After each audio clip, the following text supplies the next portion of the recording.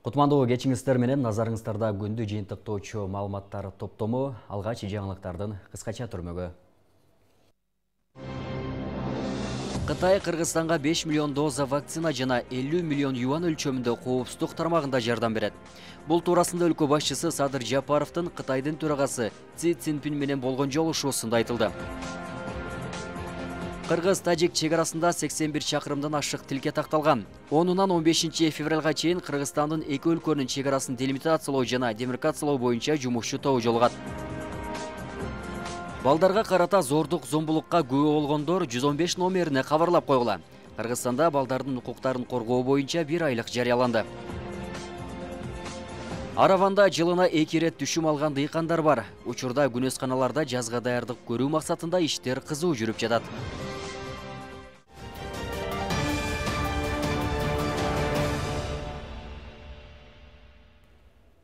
Эми ушул жана башка маалыматтардан кененирээк кабардар кылып, студияда мен Азамат Баетов кызмат кылам. Президент Садыр Жапаровдун Пекин шаарына болгон иш сапары аяктады. Сапардын алкагында мамлекет башчысы кышкы Олимпиада 2022 оюндарынын расмий ачылыш аземине катышып, Кытайдын төрагасы Си Цзиньпин менен сүйлөшүүлөрдү өткөрдү. Президент Садыр Жапаров иш сапарын аяктап, кечээ 6 февралда Бишкекке кайтып келди. Президент Садыр Жапаровдун иш сапарынын алкагында бир катар артыкчылыктуу багыттагы келишимдерге кол коюлду. Мамлекет башчылары саясий, соода-экономикалык чөйрөлөрдө эки тараптуу мамилелердин актуалдуу маселелерин жана келечегин, ошондой эле биргелешкен ири долбоорлорго инвестиция тартууну талкуулашты. Мына сырткары Кытайдын төрагасы Си Цзиньпин менен Садыр Жапаровдун Кыргыз-Кытай кызматташтыгын өнүктүрүүгө кошкон салымын жогору баалап, өлкө лидерлеринин жетекчилиги астында Кыргызстанда ири саясий жана экономикалык реформалар болуп, коррупцияга каршы катуу күрөш жүрүп жатканын айтты. Президенттин өнөктөш өлкөгө болгон иш сапары, анын алгылыктуу багыты туурасында кийинки материалда сөз болот.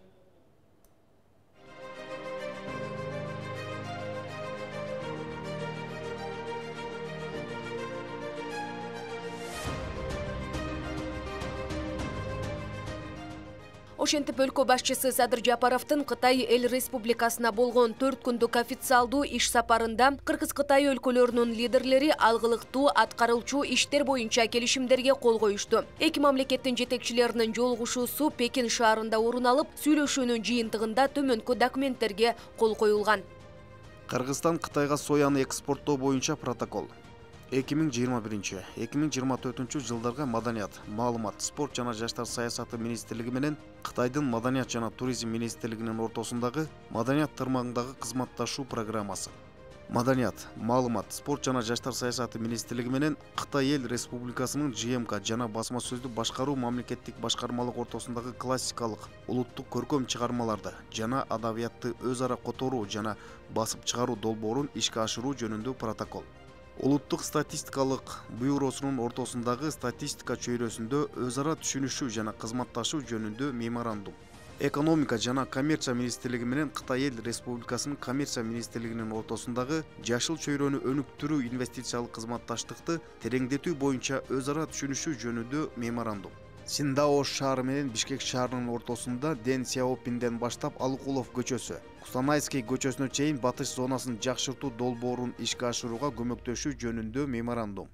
Мындан сырткары Кытайдын төрагасы менен болгон сүйлөшүүдө жакынкы жылдары орун алчу стратегиялык, энергетикалык жана жеке ишкерлерди тартуу боюнча артыкчылыктуу багыттагы пландар тууралуу сөз болгон. Келишимдер өлкөлөр ортосундагы мамилелердин бекем сакталышына жакшы өбөлгө болоорун серепчилер айтышат. Белгилесек, жолугушууда Кытай тараптан айтылган сунуштарда соода-экономикалык, стратегиялык байланыштарга чоң басым жасалган. Бул Кыргыз өлкөсүнүн экономикасын өнүктүрүүдө оң таасир бере турган иш. Анткени экономикалык жактан өсүүдө алдыңкы орунду Кытай өлкөсү ээлейт дешет. Баарыбыз жакшы билесиздер, биз стратегиялык өнөктөшүүбүз деп Россия Федерациясына, Казакстан жана башка мамлекеттерди айтып келатабыз, бирок реалдуу түрдө экономикалык жактан алганда биздин эң көп мамилебиз Кытай мамлекети менен болот. Ошондуктан кечеги ошол президентибиздин барып келген ошол мезгилде ошол жасаган, кол койгон келишимдери кыргыз экономикасы үчүн сөзсүз түрдө түздөн түз оң таасирин тийгизет деп айтабыз. Себеби баарыңыздар жакшы билесиздер, бүгүнкү күндө экономикалык жактан эң өнүккөн мамлекет баягы өсүү темпи боюнча биринчи орунда Кытай мамлекети болуп эсептелинет. Кытайдын төрагасы Кытай, Кыргызстан, Өзбекстан темир жолун куруунун жана үч өлкөнүн кызматташтыгын күчөтүү зарылдыгын айтып, бул жалпы Борбор Азия үчүн маанилүү экенин белгиледи. Ал эми президент темир жол долбоорун ишке ашырууга кыргыз тарапта кызыктар экенин билдирди. Буга байланыштуу аталган макулдашуу кыргыз тарап үчүн дагы маанилүү роль ойнойт дейт экономист Эрлан Камалов. Бир алкак, бир жол деген чоң стратегиясы бар. Дүйнөнү мурдагы жанагы улуу жибек жолундай кылып, дүйнөнү өзүнчө бир алкак менен бириктирүү, дүйнөнү бир жол менен бириктирүү жөнүндөгү аябай чоң бир глобалдуу стратегиясы бар. Ошол стратегиянын алкагында Кыргызстан, Кытай, Кыргызстан, Өзбекстан темир жолун курууга аябай кызыктар болушубуз керек деп ойлойм. Түндүк менен түштүктү бириктире турган темир жолдун курулушуна бир салым болобу ошол жол. Ошонун бардыгын эске алышыбыз керек. Мындан тышкары экологиялык таза азыктарды Кытайга экспорттоо багытына да токтолушту. Ошондой эле мамлекеттик жеке өнөктөштүктүн негизинде кытайлык компаниялар менен биргеликте ишке ашырууга кызыктар болгон бир катар долбоорлорго токтолушту. Экономиканын тиешелүү тармактарында жаңы долбоорлорду стимулдаштыруу максатында ал жалпы капиталы 1 миллиард АКШ долларын түзгөн Кыргыз-Кытай инвестициялык фондун түзүүнү сунуштады. Ал чакан жана орто бизнес тармагындагы эки тараптуу долбоорлорду каржылай алмак. Бул сунуштун негизинде Кыргызстан өз ыңгайына карап колдонсо, чоң жетишкендикке жетүүгө өбөлгө түзөрү айтылууда. Кытай эми мен айтып өткөндөй бул чоң гегемон. Бул чоң өзүнчө ошол инвестиция тартуулай турган жакта, тартуулай ала турган жак. Эгерде биз ошол Кытай экономикалык саясатын өзүбүздүн ыңгайыбызга карап туруп колдоно турган болсок, бул багытта биз чоң жетишкендиктерге жетишишибиз мүмкүн. Ал кандай? Ал ошол эле ишканалар, чоң кичи ишканалар орто бизнести өнүктүрүү үчүн карала турган акча каражаттары, инвестиция, ал ошол мамлекеттин экономикасынын келечеги деп айтсак болот. Садыр Жапаров бул сүйлөшүүлөр Кыргыз-Кытай ар тараптуу стратегиялык өнөктөштүк мамилесинин мындан аркы өнүгүүсүнө жаңы дем берип, жетишилген макулдашуулар жакынкы жылдарда өз ара аракеттенүүгө негиз болоруна ишенимин билдирди. Ошондой эле сапардын жыйынтыгында Кытай тарап Кыргызстанга коронавируска каршы кошумча 5 миллион доза вакцина жана 50 миллион юан өлчөмүндө коопсуздук тармагында кайтарымсыз жардам берүү чечимин кабыл алганын, түрдүү тармактарда кызматташууну кеңейтүүгө даяр экенин билдирди. Белгилей кетсек, быйыл Кыргызстан менен Кытай дипломатиялык мамилелерди чыңдоодо 30 жылдыгын, ал эми ынак коңшулаштык, достук жана кызматташтык макулдашуусуна кол коюлгандыгынын 20 жылдыгын белгилеп жатышат. Айганыш Туратбек кызы, Белек Мусаев, Ош ТВ.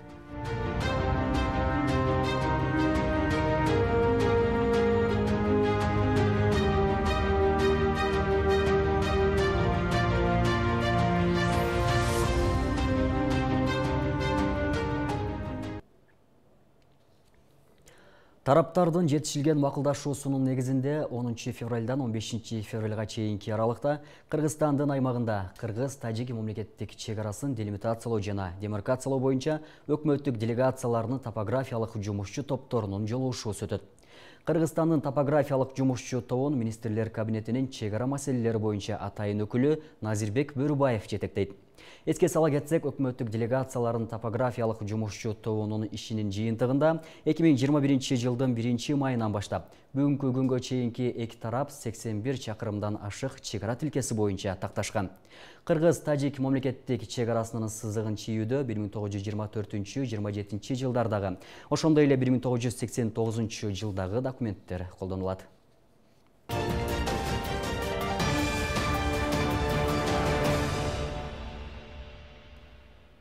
Жаңылыктар менен тааныштырууну улантабыз. Эске салсак, сиз эфирдин жүрүшүн түз эфирде көрүп жатасыз. Бүгүн 7 февралдагы Жогорку Кеңештин агрардык саясат, суу ресурстары, экология жана регионалдык өнүктүрүү боюнча комитетинин жыйынында жазгы талаа жана чарбалык жумуштарды өткөрүүгө карата даярдыктардын жүрүшү тууралуу министрлер кабинетинин маалыматын угулду. Аталған маселе боюнча министрлер кабинетинин төрагасынын орунбасары Азиз Алиев жана айыл чарба министри Аскарбек Жаныбеков маалымат берди. Белгилүү болгондой, ирригациялык системаларды оңдоого жана башка тиешелүү иш-чараларга 1 миллиард сом, ал эми үрөн сатып алууга 1,5 миллиард сом каралып, тиешелүү келишимдер түзүлгөн. Ошондой эле минералдык жер семирткичтерди сатып алууга 1 миллиард сомго жакын каражат бөлүү пландаштырылып, айдоо аянтын 180 000 гектарга жеткирүү мерчемделүүдө. Талкуу маалында депутат Султанбай Айжигитов азык-түлүк коопсуздугун камсыз кылуу боюнча иш-чаралардын планы, үрөнчүлүк жана асыл тукум чарбалардын саны боюнча маселе көтөрүп, өздүк өндүрүштү түзүүгө басым жасоо керек деди. Депутат Айбек Алтынбеков дыйкандардын сапаттуу үрөнү менен камсыздоо, сугат суунун жетишсиздигин, кемпирабад суу сактагычындагы суунун көлөмү боюнча көйгөйлүү маселелерге токтолду. Ал эми депутат Алишер Козыев республиканын үрөнчүлүк жана асыл тукум чарбачылыгынын иши тууралуу кеп салса, депутат Нурбек Алимбеков жазгы талаа жумуштарынын жүрүшүндө дыйкандар үрөнгө, минералдык жер семирткичтерге, айыл чарба техникаларына, күйүүчү, майлоочу майларга жана жеңилдетилген насыяларга муктаж болуп жатканын белгилеп, насыяларды берүүнүн механизмдерине жана шарттарына өзгөчө көңүл буруу керектигин кошумчалады. Жеңилдетилген насыялар боюнча суроого жооп берип жатып, министрлер кабинетинин төрагасынын орунбасары Азиз Алиев 15 миллиард сом каражат жылдык 6% менен каралганын маалымдады.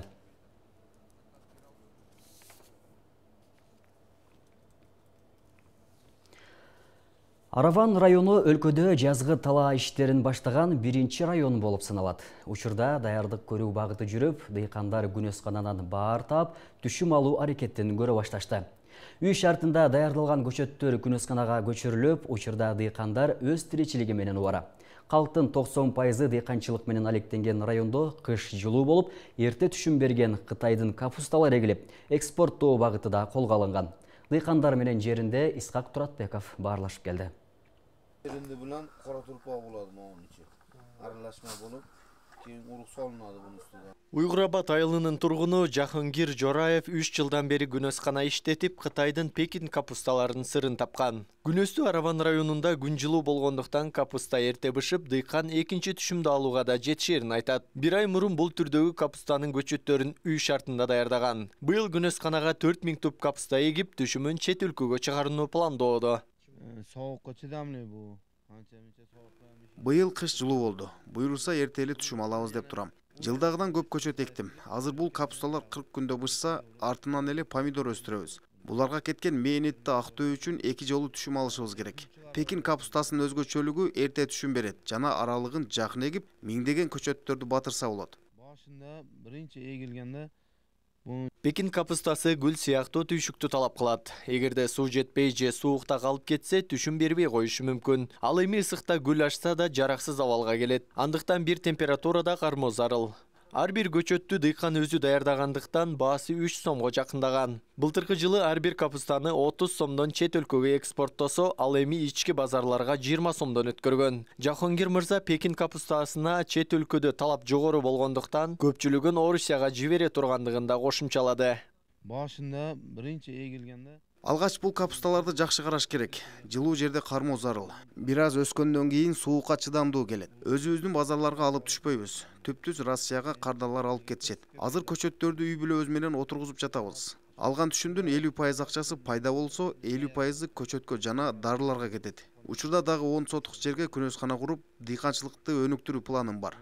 bir ay үйde saktap. Араван районунун Тепе Коргон айыл өкмөтүндө быйыл жазгы талаа иштерине даярдык көрүү тапшырмасынын негизинде эрте башталды. Анткени өлкөдө дыйканчылык кылууну биринчи аталган район баштайт. Андыктан сугат суу маселелери, ирригация багыты колго алынып, иштер кызуу жүрүп жатат. Мына быйыл талаа иштери башталып, Чилдеда чыгып талаа иштери башталды. Азыр мына таладагы арыктарды чаптырып, жана өкмөт жагынан жардам берип, чоң арыктарды тазалашты баштайбыз эми. Дыйкандарыбыз мына күнөсканаларга баштады эмелерди, капсулаларды отургузушту. Жакында дагы эме помидорлорду отургузушат. Азыр мына чет мамлекеттерге, Россияларга жакшы продукт жеткирип берели деп аракеттенишип атат дыйкандарыбыз. Уйгурабад айылында 200 гектар сугат жери болсо, анын 50 гектарын күнөсканалар элейт. Дыйкандардын көпчүлүгү күнөсканаларда жашылча жемиш эгишет. Мындан тышкары эгин таласынан пахта, жүгөрү жана башка багытта түшүм алышат. Көпчүлүк учурда жылына бир нече жолу түшүм алууга багытталган жашылча жемиштерди өстүрүп келишет. Исхак Торатбеков, Гайбулла Авазбегулу, Ош ТВ.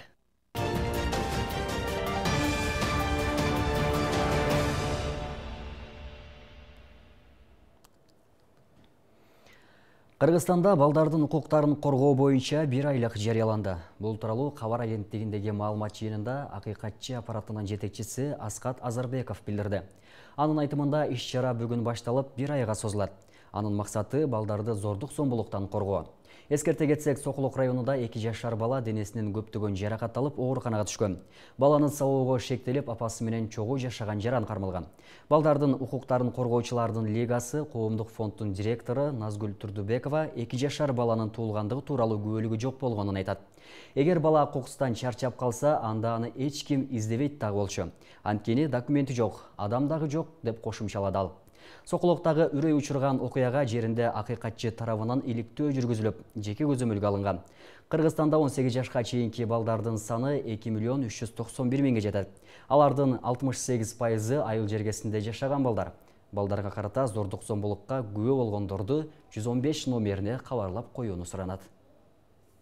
Же бир каттала турган ушу Москва районунун Садовый айылында ушу катталган буга чейин медициналык кароодон өтүп келген дегени менен бир кандайдыр бир ушу тийиштүү органдар тарабынан каралып бир чара көрүлгөн эмес учурунда. Ошол кесепетинен азыркы учурда ушул акыбалга келдик десек жаңылышпайбыз. Анан буга чейин мынакей мен бир 2-3 статистикалык маалыматтарга токтоп кетейин. Кыргызстан боюнча 2 миллион 300 миңден ашык бала бар, 18 жашка жетелек өспүрүм балдар, жаш балдар. Анын 2 миллион 391 миң эгер жаңылышпасам. Ошонун 68% бул жергиликтүү айылдарда, элеттерде. Алардын үстүнө мынакей Минсоцразвитияда маалымат алып атабыз. Мынакей 2021 жылдын жыйынтыгы менен 4 миңден ашуун ушу балдардын үстүнөн бир кыйноо, же болбосо кандайдыр бир ушу кыйын абалда жашаган учурларды кездешиптир. Кыргызстанда 7 февралга карата коронавирус 83 адамдан аныкталды. Бул тууралуу Саламаттыкты сактоо министрлиги билдирет. Маалыматка ылайык, анын ичинде Бишкек шаарында 63, Ош шаарында 1, Чүй облусунда 6, Талас облусунда 1, Нарын облусунда 1, Ысык көл облусунда 9, Жалал Абад облусунда 2 адамдан илдети жаңы табылган. Акыркы суткада 380 адам илдеттен сакайып чыкса, 3 бейтап каза болду. Бүгүнкү күндө стационарда коронавирустан 819 бейтап, амбулатордук түрдө 3161 адам дарыланууда. Кыргызстанда пандемия башталгандан бери 199.519 адам коронавирус жуктурган. Алардын ичинен 191.089 киши айыгып чыкса, 2905 адам каза болду. Кыргызстанда коронавируска каршы вакцинанын бустердик дозасын бир күндө 104 адам алды. Бул тууралуу республикалык штаб билдирет. Маалыматка ылайык, анын ичинен Бишкек шаарында 12, Ош шаарында 15, Чүй облусунда 4, Талас облусунда 45, Нарын облусунда 14, Жалал Абад облусунда 14 адам эмделди. Кыргызстандын табияты тоо туризмине абдан ыңгайлуу. Соңку жылдары жергиликтүү туристтер үчүн кышкысын тоо лыжа базалары ачылууда. Ош облусундагы Чыйырчык ашуусунда орун алган Аккыя лыжа комплекси муз тебүүчүлөргө жана экстремалдуу спорттун сүйүүчүлөрү үчүн эс алууга чакырат. Табияттын кышкы кооздугун чагылдырган базада эс алуучулардын агымы арбыда. Кененирээк кабарчыбыздын тасмасында.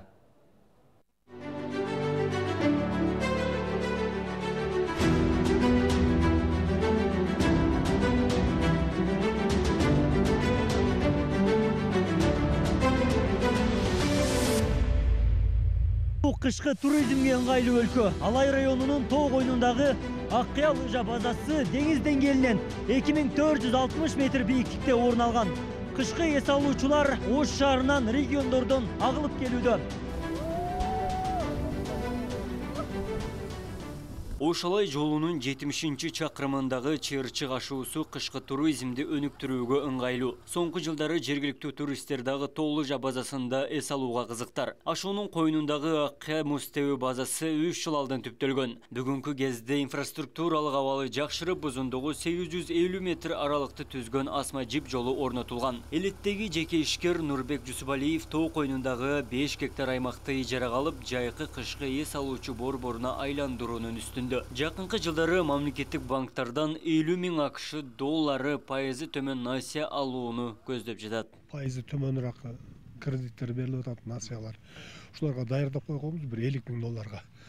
50 000 долларга долбоор даярдаганбыз. Биринчи этаптан өттүк. Экинчи этабы ушул февралдын аяктарында болот. Декабрдын 20-сынан ушул март айларына чейин сезон болот. Анан ушу кыргызстандык жарандарды келип тоодо эс алдырууну пландаштырып атабыз. Андан кийин бул кышкы сезон болуп атат. Анан жайдын күнкү дагы бир долбоорлор даярдадык. Жайдын күндө бакында бир мягкий горка деп коет, ошондой үйлөрдү алып келип коюп, жайында да эс ала турган пландар бар. Эс алуучулардын агымы ишемби жана жекшемби күндөрү көбөйөт. Жашы өткөн курактагы эс алуучулар баллон менен аралыгы 1 чакырымга чейин муз тебет. Спорттук дене түзүмдү чыңдап, моралдык эргүү болорун Дубандын чар тарабынан келген кардарлар айтат. Тоолужа базасында коопсуздук чаралары толугу менен каралып, үй бүлөлүк эс алууга дагы ыңгайлуу. Ош областы боюнча жалгыз канатный дорога удобствосу менен түзүлгөн эс алуучу жай деп айта алам. Бул жерде движок менен иштеген канатный дорога светке байланышсыз эч кандай удобстволор түзүлгөн, техника безопасность каралган, баардык жай жакшы болгон үчүн биз жылыга ушул жерге келебиз. Бийик тоолорубуз турат, ошолорго чейин канаттарды чыгарып өнүктүрсө болот. Кышкы туризмдин келечеги Кыргызстанда аябай кенен. Бул башталыш эле деп мен эсептейм. Бизнесмендерибизге мүмкүнчүлүк берип, бизнес проекттерди жазып, муну көп адамдардын, көп агаларыбыздын демилгеси менен ишке ашырса болот. Сыздыгы өтө деле коркунучтуу эмес экен. Жакшы экен аябай. Условиялар жакшы экен, пешком чыкпайт экенсиң. Бизге аябай жагып атат. Бул балдар менен келген үчүн балдарыбызга да жагып атат. Арина сага жагып атабы? Ооба. Жакты, Чакан ишкерликти колдоо алкагы бирдемден башталат. Жергиликтүү аймактын жашоочулары жуманын эс алуу күнүнө келүүнү адатка айландырган. Муз тебүү базасында коопсуздук жагдайларга өзгөчө көңүл бурулган. Жаш балдар үчүн дагы атайын баллон тилкелери бар. Таза аба бийик тоодогу кооздук ар бир жанды кызыктырбай койбойт. Кышкы туризм мезгили декабрь айынан тарта март айына чейин уланат. Каласаң ысык, ичинде отурсаң болот экен, каласаң сыртында эс алуучу жерлери бар экен. Бул акчалары дагы багы ар бир адамдын өзүнүн чөнтөгүнө жараша болот экен. Аябай жакшы шарттар менен түзүлүптүр. Негизи бул жерде мындай жергиликтүү бийлик дагы кол кабыш кылып койсо, Алай жергесиндеги бир көрүнүктүү туристтик база болуп калмак деп эсептейм да. Жөгөрүк канатный дорога болсо, ыңгайлуу шарттар түзүп берсе, караколго кошулган жерлер бизде эми ошто болсо экен дейбиз да. Биздикилер көбүнүн мүмкүнчүлүгү жок да. Ал жака барганы ошол бизге Ошко жакыныраак ушул жак экен. Ушул жака келип кетишкенге ыңгайлуу болобу дейм да. Иш илгерлеп турса, кардарлардын талабына жараша шарт түзүп, жергиликтүү ички туризмди өнүктүрүүгө салым кошууну ишкер максат кылган. Тоо койнундагы жайда улуттук тамак ашашканасы уюштурулуп, кардарлар каалаган тамагын буйрутмай берсе болот.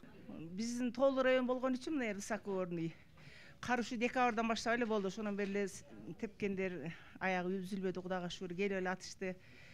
Бул жерде улуттук тамактардан курут эзип коебуз, куймак.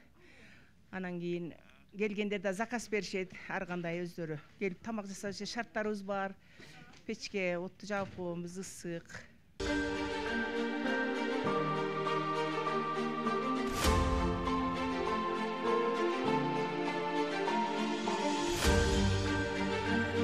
өлкө аймагында эл аралык туристтерге ыңгайлуу 25тен ашуун тоолуу жа базасы бар. Кыргызстан 9 жолдун тоомунда Улуу Жибек жолунун боюнда жайгашкан. Адам суктанарлык кооз жаратылышы, асман тиреген тоолору туризм тармагынын келечегин айгинелейт. Туризм мамлекеттин экономикасынын бирден-бир кирешелүү тармагына айланышына толук негиз бар. Бирок ал үчүн дүйнөлүк стандартка төп келе турган инфраструктураны өнүктүрүү зарыл. Аккая тоолуу жа базасы чоң пландын үстүндө иштеп жатат. Кышкы эс алуучуларды Аккая тоолуу жа базасы ар дайым кабылдайт. Абдумалик Базарбаев, Белек Мусаев, Ош ТВ.